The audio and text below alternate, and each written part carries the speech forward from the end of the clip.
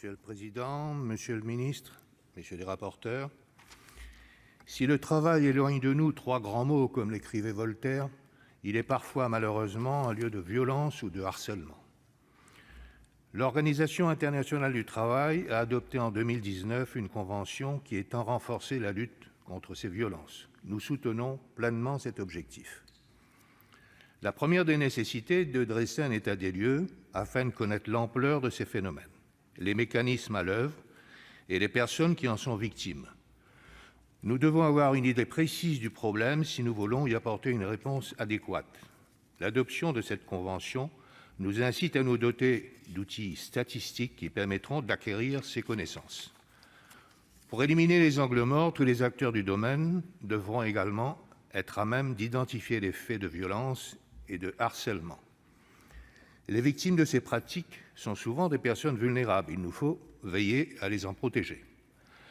Nous devons également nous assurer que notre arsenal juridique, et notamment pénal, nous permet de lutter efficacement contre ces pratiques. Leurs auteurs doivent être fermement condamnés. Cette convention, à elle seule, ne suffira pas à éliminer la violence au travail. Elle constitue une étape d'une évolution qu'il nous faudra poursuivre. Les différentes auditions menées par la rapporteure Nicole Duranton, dont je salue ici le travail, ont permis de mettre au jour le consensus qui se dégage autour des dispositions du texte. Elle rappelle également que, dans son rapport, le rôle qu'a joué notre gouvernement lors de la négociation du texte. Ce rapport a été adopté à l'unanimité en commission des Affaires étrangères, de la Défense et des Forces armées, tout comme le projet de loi de ratification. Ce débat nous permet en tout état de cause de dire que nous partageons les regrets formulés par la rapporteure quant au fait que les dispositions les plus ambitieuses ont été reléguées dans le texte de la recommandation 206, qui est, elle, dépourvue de valeur normative.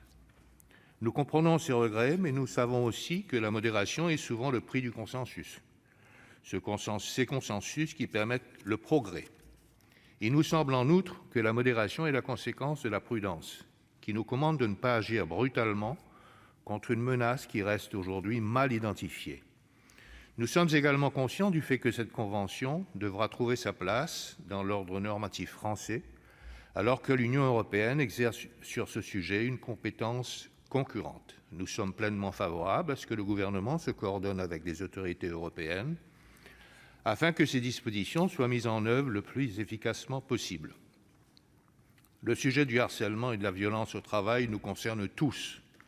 Au sein de cet hémicycle, nous avons le devoir de lutter contre ces pratiques. Les membres du groupe Les Indépendants, en cohérence avec la position qu'ils ont exprimée en commission, voteront donc en faveur de ce texte. Je vous remercie. Merci, cher collègue. La parole est maintenant